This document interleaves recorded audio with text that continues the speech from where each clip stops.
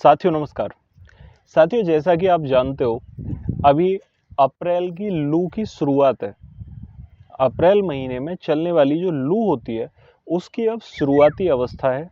बहुत सारे किसान साथी बड़े स्केल पर जो हमारी दूब घास होती है, ये वाली काली घास जिसे हम बोलते हैं, इस घास से, मोथा घास से और जो कांटे वाली कटेरी होती है उससे बड़े परेशान रहते हैं।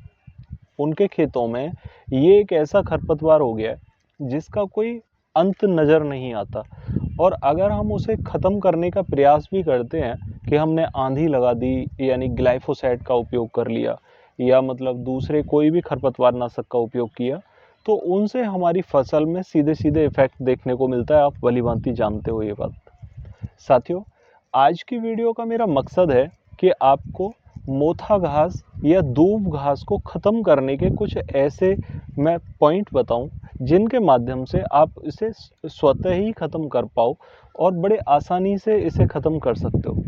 ये एक सही समय होता है लगभग 2 महीने का, जिसमें कि मई और जून का महीना रहता है। और मई और जून के महीने में चलने वाली लू और गर्म हवाएं इस घास को ख़त्म करने में बहुत अहम योगदान निभाती हैं।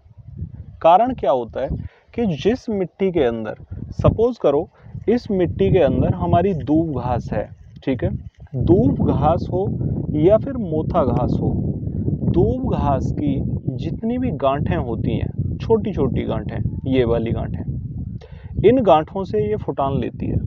यहाँ से जड़ें चलने लगेंगी, यहाँ से चल जाएंगी, यहाँ से चल जाएंगी। तो क्या होता है कि जब हम इसे बारीकी से काटते हैं, चाहे कितनी भी अच्छी जुताई हम कर लें, ये बारीकी से कट जाती है अलग अलग पार्टिकल में। और जैसे ही ये पानी के संपर्क में आती है तो ये गांठ हरी रहने पर यहाँ से फुटान ले जाती है और यहीं से ये ऊपर की तरफ बढ़ के चल देती है ना। अब साथियों, यहाँ पर सबसे अहम पॉइंट ये होता है कि इन गांठों को कैसे सुखाया जाए और इस पौधे को पूर्ण रूप से कैसे ख़त्म किया जाए। तो देखिए, एक समय होता है कि अभी अप्रैल मई के महीने में जब हमारे खेत खाली हैं, ठीक है, इस अवस्था में हम इस खेत की जुताई करके, गहरी जुताई करके छोड़ दें। वो गांठें हरी हैं, ठीक है, तो क्या होगा कि अभी लगने वाली जो लू है वो लू हमारे इस ढेले को अच्छे से सुखा देगी और जो गांठें इसके अंदर हैं उन गांठों को भी वो ख़त्म कर देगी, ठीक है, क्योंकि इसका टेम्परेचर जो रहता है वो टेम्परेचर इस पौधे की फूटने वाली गांठों को ख़त्म करने में सक्षम होता है, ठीक है। तो ये एक अच्छा समय होता है जिसमें कि हम किसी भी खरपतवार नाशी का उपयोग किए बिना अपने खेत में दूब घास को ख़त्म कर सकते हैं। दूब घास में हमारी ये गांठें होती हैं। इसी टाइप से मोथा जो खरपतवार होता है उसके अंदर नीचे मंगे होते हैं, मोटे मोटे मंगे।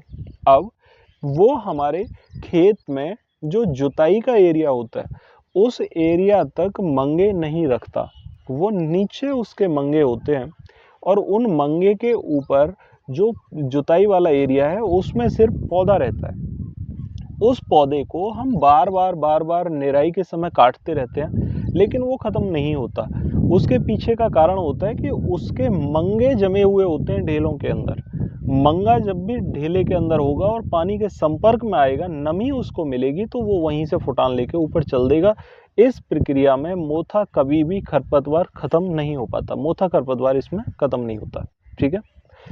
अब ये जो समय होता है ये किस लिए मोथा घास को ख़त्म करने में सक्षम है?